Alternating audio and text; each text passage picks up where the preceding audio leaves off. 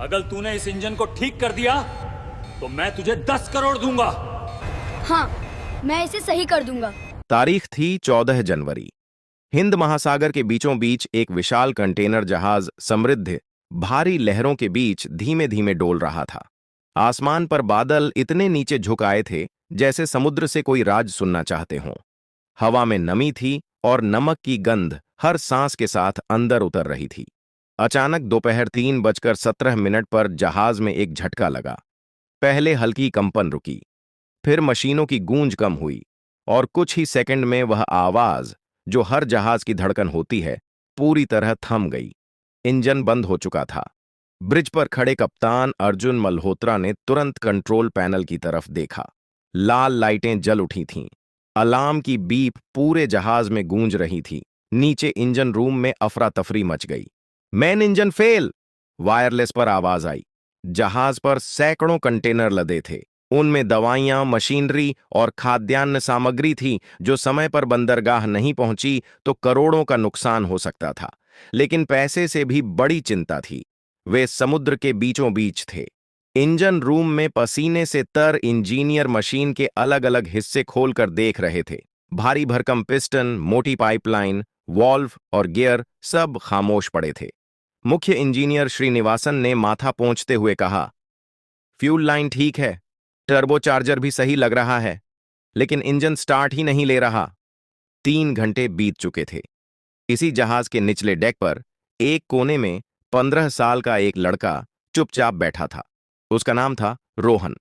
वह आधिकारिक तौर पर जहाज पर काम नहीं करता था। उसके चाचा जो कुक थे उसे छुट्टियों में साथ ले आए थे ताकि वह समुद्र देख सके। लेकिन रोहन की दिलचस्पी समुद्र से ज्यादा मशीनों में थी। जब बाकी बच्चे मोबाइल गेम खेलते थे, रोहन पुरानी मोटरबाइक के इंजन खोलकर जोड़ता था। उसने यूट्यूब वीडियो देखकर डीजल इंजनों की बुनियादी समझ खुद से सीखी थी। अचानक उसे जहाज के रुकने की खबर मिली। वह धीरे धीरे इंजन रूम की ओर बढ़ा। वहां गर्म हवा, तेल की गंध और तनाव घुला हुआ था। उसने दरवाजे से झांककर उस विशाल इंजन को देखा। इतनी बड़ी मशीन उसने कभी पास से नहीं देखी थी। मुख्य इंजीनियर झुंझलाकर बोले, कोई बाहर जाए, यहां भीड़ मत लगाओ। रोहन एक कदम पीछे हटा, लेकिन उसकी नजरें इंजन पर टिकी रहीं। उसने गौर किया। अलार्म की लाइट लुब्रिकेशन प्रेशर के पास टिमटिमा रही थी।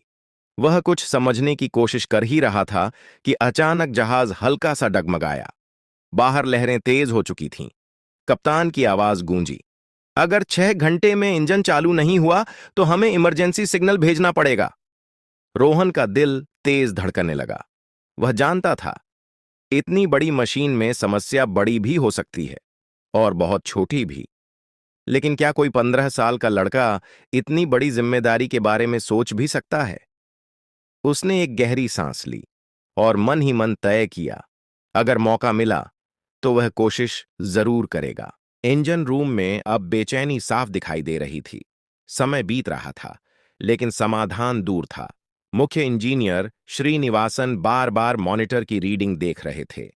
लुब्रिकेशन, ऑनेल प्रेशर लो की चेतावनी अब भी स्क्रीन पर चमक रही थी। कप्तान अर्जुन मल्होत्रा नीचे आए। उनकी चाल तेज थी, लेकिन चेहरे पर संयम। स्टेटस? उन्होंने सीधा पूछा। सर, मेनलुब ऑनेल पंप घूम रहा है, लेकिन प्रेशर बिल्ड नहीं हो रहा। अगर प्रेशर नहीं बना तो इंजन स्टार्ट लेना तो दूर, हम क्रैंक भी नहीं कर सकते, श्रीनिवासन ने जवाब दिया। रोहन दरवाजे के पास खड़ा सब सुन रहा था। उसने ध्यान से देखा। एक सहायक इंजीनियर मोटी पाइपलाइन के पास झुककर कुछ जांच रहा था, लेकिन किसी ने उस छोटे से सेकेंडरी फिल्टर यूनिट की तरफ ध्यान नहीं दिया जो दीवार से लगी थी। रोहन ने हिम्मत जुटाई, सर, एक बात पूछ सकता हूं? कोई जवाब नहीं आया। वह थोड़ा आगे बढ़ा, सर, अगर ऑयल पंप चल रहा है और फिर भी प्रेशर नहीं बन रहा, तो कहीं रिटर्न लाइन में लीकेज या फिल्टर ब्लॉकेज तो नहीं? कुछ इंजीनियरों ने उसकी तरफ देखा। तुम यहां क्या कर रहे हो? एक ने सख्ती से कहा। रोहन घबराया, लेकिन रुका नहीं। मैं बस देख रहा था। लुब्रिकेशन सिस्टम में अगर सक्शन साइड पर हवा आ जाए या फिल्टर जाम हो जाए तो प्रेशर गिर सकता है। क्या सेकेंडरी फिल्टर चेक किया गया है? मुख्य इंजीनियर ने भौहें सिकोड़ी। हम यहां खिलौना इंजन नहीं चला रहे बच्चा, ये जहाज का मेन इंजन है। रोहन चुप हो गया, लेकिन उसकी नजर उसी फिल्टर यूनिट पर टिकी रही। उसे याद आया, पिछले महीने उसने अपने गांव में एक ट्रैक्टर का इंजन ठीक किया था। वहां भी पंप ठीक था, लेकिन फिल्टर जाम था। बाहर से सब सामान्य दिख रहा था, पर अंदर गंदगी जमा थी। तभी कप्तान की नजर रोहन पर पड़ी। ये कौन है? कुक का भतीजा है सर, किसी ने कहा। कप्तान ने कुछ पल उसे देखा। तुमने जो कहा, दोबारा समझाओ। रोहन का गला सूख गया, लेकिन उसने धीरे धीरे समझाया। अगर फिल्टर अंदर से जाम है तो ऑनेल फ्लो कम हो जाएगा। पंप घूमेगा, लेकिन प्रेशर नहीं बनेगा। और अगर रिटर्न लाइन में कहीं सूक्ष्म लीकेज है तो भी ऐसा हो सकता है। कमरे में कुछ सेकंड सन्नाटा रहा। मुख्य इंजीनियर ने अनमने ढंग से कहा, सेकेंडरी फिल्टर खोलकर देख लो। दो मैकेनिक आगे बढ़े। भारी रिंच से बोल्ट ढीले किए गए। ढक्कन हटाया गया। अंदर काला गाढ़ा कीचड़ जैसा तेल जमा था। ये कैसे? एक इंजीनियर बुदबुदाया। फिल्टर लगभग पूरी तरह जाम था। मुख्य इंजीनियर ने तेज आवाज में कहा, इसे तुरंत साफ करो, नया कार्ट्रिज लगाओ।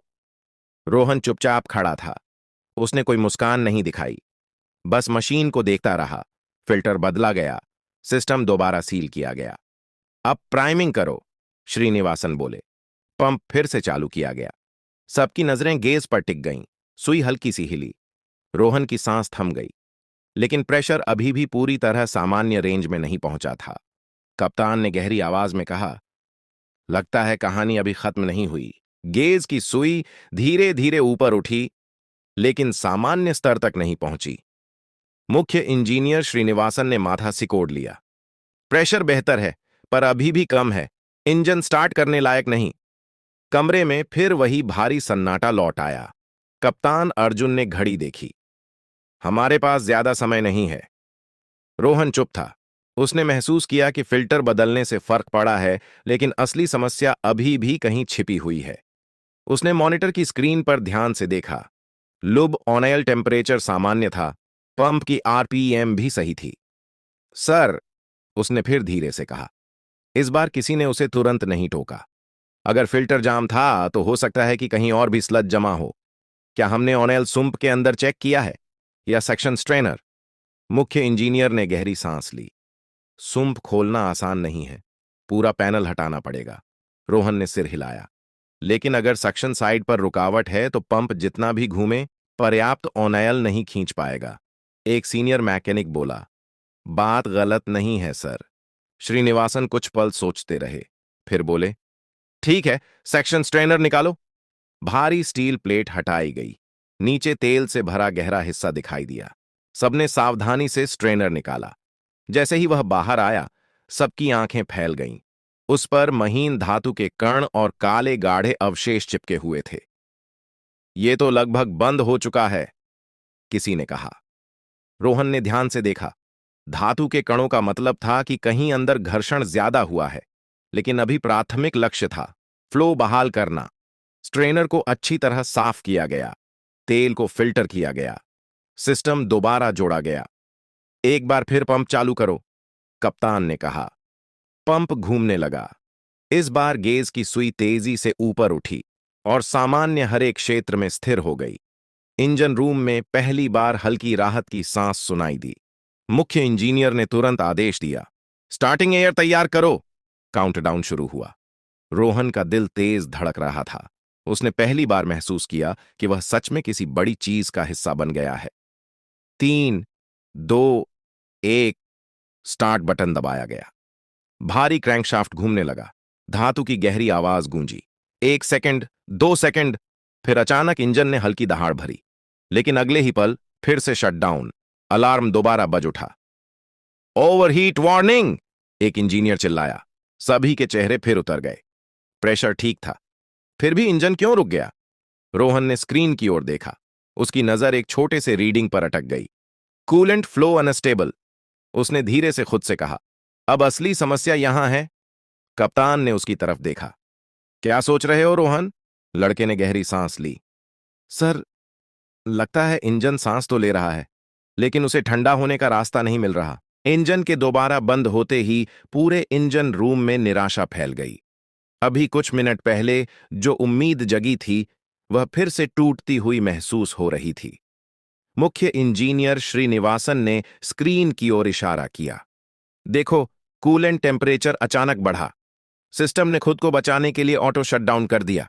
कप्तान अर्जुन ने गंभीर आवाज में पूछा। कूलिंग सिस्टम की पूरी जांच हुई थी? जी सर। सी वाटर पंप चल रहा है, हीट एक्सचेंजर भी पहले ठीक था, एक इंजीनियर ने जवाब दिया। रोहन ध्यान से सुन रहा था। उसने मशीनों को ऐसे देखा जैसे वे बोल रही हों। उसे हमेशा लगता था कि हर इंजन की अपनी भाषा होती है। अगर ध्यान से सुनो तो वह खुद बता देता है कि तकलीफ कहां है। सर, उसने फिर कहा। इस बार आवाज में झिझक कम थी। अगर कूलेंट फ्लो अनस्टेबल है तो क्या सी वाटर इनलेट लाइन में कोई रुकावट हो सकती है या इंपेलर में कुछ फंसा हो? एक मैकेनिक बोला। समुद्र में कचरा बहुत होता है, प्लास्टिक, शैवाल। श्रीनिवासन ने तुरंत आदेश दिया। सी वाटर स्ट्रेनर चेक करो। जहाज के निचले हिस्से में, जहां समुद्री पानी इंजन को ठंडा करने के लिए अंदर आता था, वहां मोटी पाइपलाइन और फिल्टर सिस्टम लगा था। भारी बोल्ट खोले गए, ढक्कन हटाया गया। जैसे ही स्ट्रेनर बाहर निकाला गया, सब समझ गए। उसमें प्लास्टिक के टुकड़े, समुद्री घास और जेलीफिश जैसा चिपचिपा पदार्थ फंसा हुआ था। पानी का रास्ता लगभग आधा बंद हो चुका था। यही वजह है, रोहन ने धीमे से कहा। स्ट्रेनर को अच्छी तरह साफ किया गया, पाइपलाइन फ्लश की गई, इंपेलर भी घुमाकर देखा गया। वह सही था। सब कुछ फिर से जोड़ा गया। इस बार पूरे इंजन रूम में अलग तरह की शांति थी। कोई मजाक नहीं, कोई शक नहीं। सबकी नजरें अब रोहन पर थीं। कप्तान उसके पास आए। तुम्हें कैसे समझ आया? रोहन ने सादगी से जवाब दिया। सर, जब इंजन स्टार्ट हुआ तो आवाज भारी थी लेकिन साफ थी। अगर अंदर मैकेनिकल खराबी होती तो आवाज अलग होती। मुझे लगा समस्या सांस या खून के बहाव में है, और इंजन के लिए ऑयल और कूलेंट ही उसका खून है। कप्तान ने हल्का सा सिर हिलाया। ठीक है, एक आखिरी कोशिश। काउंटडाउन फिर शुरू हुआ। इस बार इंजन ने क्रैंक किया, दहाड़ भरी और चालू हो गया। कुछ सेकंड बीते। टेम्परेचर स्थिर, प्रेशर सामान्य, आरपीएम धीरे धीरे बढ़ने लगे। इंजन अब लगातार चल रहा था। पूरा इंजन रूम कंपन से भर गया। यह शोर नहीं था, यह जीवन था। लेकिन तभी मॉनिटर पर एक नई चेतावनी चमकी। Metal particle detection active. मुख्य इंजीनियर का चेहरा गंभीर हो गया। रोहन ने स्क्रीन देखी। इसका मतलब अंदर कहीं घिसाव अभी भी जारी है। इंजन चल रहा था, लेकिन क्या वह लंबे समय तक चल पाएगा? कप्तान ने धीमे स्वर में कहा। लगता है असली परीक्षा अभी बाकी है। इंजन अब स्थिर गति से चल रहा था। जहाज धीरे धीरे आगे बढ़ने लगा था, लेकिन कंट्रोल स्क्रीन पर चमकती चेतावनी सबको बेचैन कर रही थी। Metal particle detection active. मुख्य इंजीनियर श्रीनिवासन ने गंभीर स्वर में कहा। अगर सिस्टम धातु के कण पकड़ रहा है तो कहीं अंदर घर्षण हो रहा है। यह सामान्य नहीं है। कप्तान अर्जुन ने पूछा। क्या इंजन तुरंत बंद करना पड़ेगा? अगर कणों की मात्रा बढ़ी तो हां, वरना कोई बड़ा पार्ट जाम हो सकता है, जवाब आया। रोहन स्क्रीन के पास खड़ा था। उसकी नजरें लगातार रीडिंग पर थीं। उसने धीरे से पूछा, सर, यह सेंसर किस लाइन में लगा है? रिटर्न ऑयल लाइन में, एक इंजीनियर ने कहा। रोहन कुछ पल सोचता रहा, फिर बोला, मतलब जो भी घिसाव हो रहा है उसके कण ऑयल के साथ वापस आ रहे हैं? क्या हमने यह देखा कि कण किस तरह के हैं? महीन पाउडर जैसे या बड़े टुकड़े? मुख्य इंजीनियर ने उसे देखा। तुम्हें फर्क पता है? रोहन ने सिर हिलाया। अगर बहुत महीन है तो हल्का घर्षण हो सकता है, लेकिन अगर टुकड़े बड़े हैं तो कोई बियरिंग या गियर खराब हो रहा है। सैंपल निकाला गया। छोटे पारदर्शी कंटेनर में तेल भरा गया। सबने ध्यान से देखा। कण बेहद महीन थे, चमकते हुए, लेकिन पाउडर जैसे। रोहन ने राहत की सांस ली। शायद जब फिल्टर और स्ट्रेनर जाम थे तब ऑयल फ्लो कम था। उस दौरान हल्का घर्षण हुआ होगा। अब फ्लो सही है तो नया घिसाव नहीं होना चाहिए। मुख्य इंजीनियर ने तुरंत ट्रेंड ग्राफ चेक किया। सेंसर रीडिंग स्थिर हो रही है, बढ़ नहीं रही। कमरे में हल्की उम्मीद लौटी। रोहन ने सुझाव दिया, सर, अगर हम अगले 1 घंटे तक लोड कम रखें और आरपीएम धीरे धीरे बढ़ाएं तो इंजन खुद को स्थिर कर सकता है। कप्तान ने पूछा, क्या यह सुरक्षित है? श्रीनिवासन ने गहरी सोच के बाद कहा, हां, अगर कणों की मात्रा नहीं बढ़ती तो हम धीरे धीरे फुल पावर तक जा सकते हैं। आदेश दिया गया। इंजन को मध्यम गति पर रखा जाए। समय बीतने लगा। हर 5 मिनट पर रीडिंग चेक की जा रही थी। रोहन चुपचाप खड़ा था। उसके चेहरे पर थकान थी, लेकिन आंखों में एक अजीब सा विश्वास। आधे घंटे बाद ग्राफ स्थिर था। कणों की मात्रा कम हो रही थी। एक इंजीनियर ने मुस्कुराकर कहा, लगता है इंजन अब ठीक से सांस ले रहा है। कप्तान अर्जुन ने रोहन की तरफ देखा। तुम्हें पता है, अगर यह निर्णय गलत होता तो जोखिम बड़ा था। रोहन ने सरलता से जवाब दिया, सर, कभी कभी मशीन को भी थोड़ा समय चाहिए होता है खुद को संभालने के लिए, जैसे इंसान को। धीरे धीरे आरपीएम बढ़ाए गए। इंजन ने बिना किसी नई चेतावनी के प्रतिक्रिया दी। जहाज अब स्थिर गति से समुद्र को चीरता आगे बढ़ रहा था। लेकिन कप्तान की आंखों में अब सिर्फ राहत नहीं थी। वह सोच रहे थे, यह 15 साल का लड़का आखिर है कौन। रात गहरा चुकी थी। जहाज अब स्थिर गति से आगे बढ़ रहा था। समुद्र शांत था, जैसे कुछ घंटे पहले की घबराहट उसने खुद निगल ली हो। इंजन की नियमित गूंज अब पूरे ढांचे में भरोसे की तरह फैल रही थी। कंट्रोल रूम में अंतिम रीडिंग देखी गई।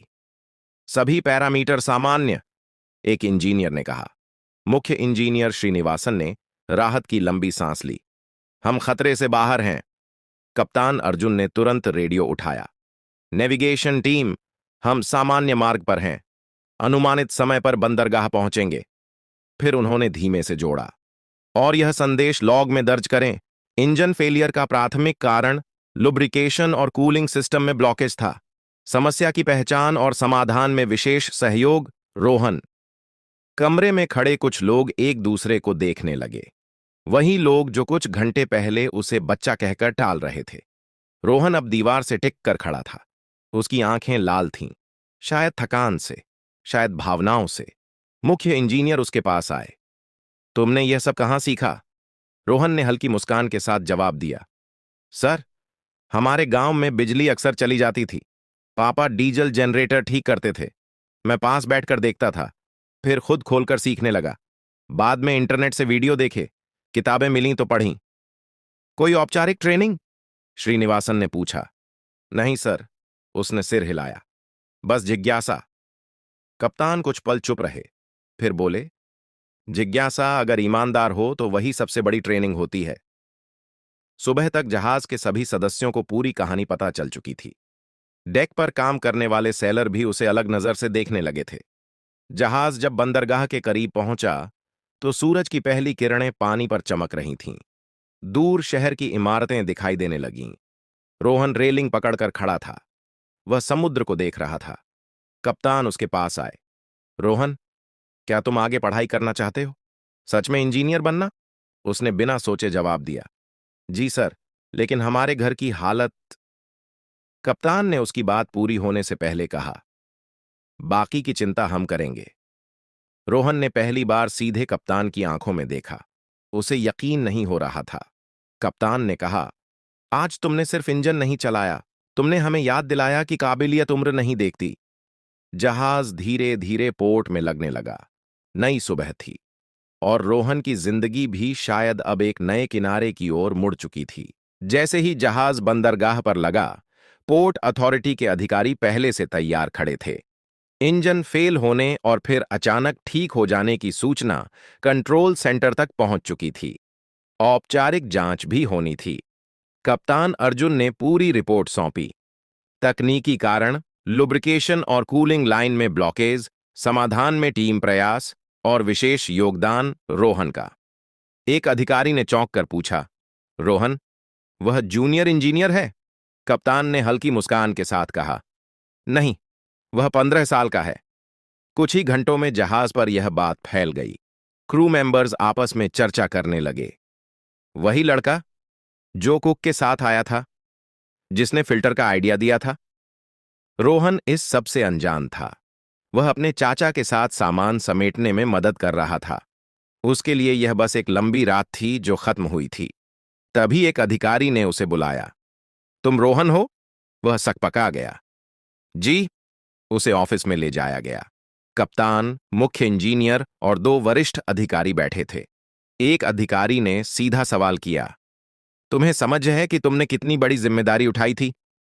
रोहन ने ईमानदारी से कहा, सर, मैं बस समस्या समझने की कोशिश कर रहा था। डर तो था, लेकिन इंजन को बंद देखकर अच्छा नहीं लगा। मुख्य इंजीनियर बोले, उसने जो विश्लेषण किया वह बिल्कुल सटीक था। हमने भी वही प्रक्रिया अपनाई। कमरे में कुछ सेकंड की चुप्पी रही। फिर अधिकारी ने कहा, ऐसी प्रतिभा को यूं ही नहीं छोड़ा जा सकता। उन्होंने कप्तान की ओर देखा। अगर परिवार तैयार हो तो कंपनी इसकी पढ़ाई स्पॉन्सर कर सकती है, मरीन इंजीनियरिंग की दिशा में। रोहन ने यह सुना तो उसे लगा जैसे कोई सपना सुन रहा हो। सच? उसके मुंह से खुद ब खुद निकला। कप्तान ने गंभीर स्वर में कहा, लेकिन एक शर्त है। रोहन घबरा गया। तुम्हें मेहनत दोगुनी करनी होगी। यहां जो किया वह जिज्ञासा से किया, आगे प्रोफेशनल जिम्मेदारी होगी। रोहन ने बिना हिचक सिर हिला दिया। मैं तैयार हूं। बंदरगाह से बाहर निकलते वक्त कुछ मीडिया लोग भी पहुंचे। किसी ने कैमरा सामने किया। क्या आप वही लड़के हैं जिसने इंजन ठीक किया? रोहन झेंप गया। उसने बस इतना कहा, मैंने अकेले कुछ नहीं किया, सबने मिलकर किया। कप्तान ने उसकी पीठ थपथपाई। उस दिन शाम तक खबर शहर में फैल चुकी थी। समुद्र के बीच फंसे जहाज को एक 15 साल के लड़के ने बचाया। लेकिन रोहन के लिए सबसे बड़ी बात खबर नहीं थी। सबसे बड़ी बात थी, अब कोई उसे सिर्फ बच्चा नहीं कह रहा था। कुछ हफ्तों बाद रोहन अपने गांव लौटा। घर वहीं था। कच्ची दीवारें, छोटा आंगन, कोने में रखा पुराना जनरेटर। लेकिन माहौल बदल चुका था। पड़ोसी अब उसे अलग नजर से देखते थे।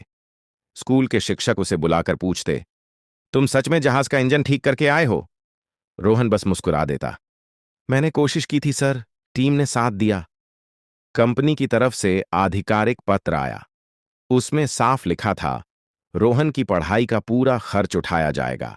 उसे मरीन इंजीनियरिंग की तैयारी के लिए विशेष ट्रेनिंग प्रोग्राम में दाखिला मिलेगा। उसके पिता, जो पहले गांव में छोटे छोटे डीजल इंजन ठीक करते थे, चुपचाप पत्र पढ़ते रहे। उनकी आंखों में नमी थी। तू वहां कैसे बोल पाया इतने बड़े लोगों के सामने? उन्होंने पूछा। रोहन ने सरल जवाब दिया, पापा, इंजन तो वही होता है, छोटा हो या बड़ा, बस ध्यान से सुनना पड़ता है। ट्रेनिंग सेंटर में उसका पहला दिन अलग था। वहां आधुनिक सिम्युलेटर, कट सेक्शन मॉडल और डिजिटल पैनल थे। बाकी छात्र उससे उम्र में बड़े थे। कुछ ने औपचारिक कोर्स किए थे। पहले ही दिन एक प्रशिक्षक ने पूछा, किसी को पता है लुब्रिकेशन फेलियर के लक्षण क्या होते हैं? क्लास में सन्नाटा था। रोहन ने हाथ उठाया, सर, प्रेशर ड्रॉप, असामान्य आवाज, और अगर देर हो जाए तो मेटल पार्टिकल डिटेक्शन एक्टिव हो सकता है। प्रशिक्षक ने सिर हिलाया, सही।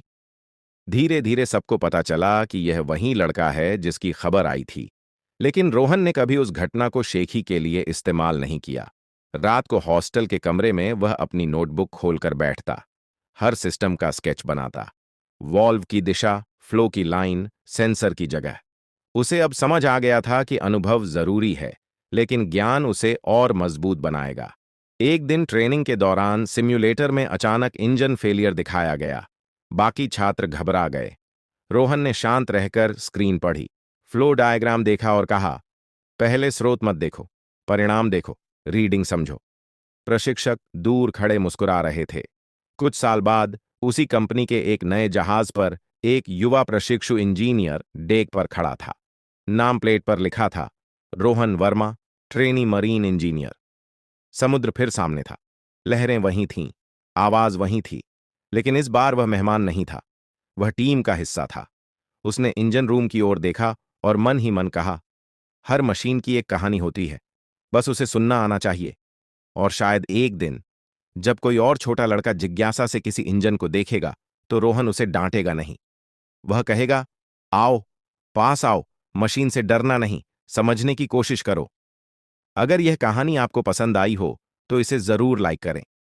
ऐसी और नई प्रेरणादायक और दिल छू लेने वाली कहानियों के लिए सब्सक्राइब करना न भूलें। और हां, नीचे कमेंट में अपने शहर या गांव का नाम जरूर लिखें।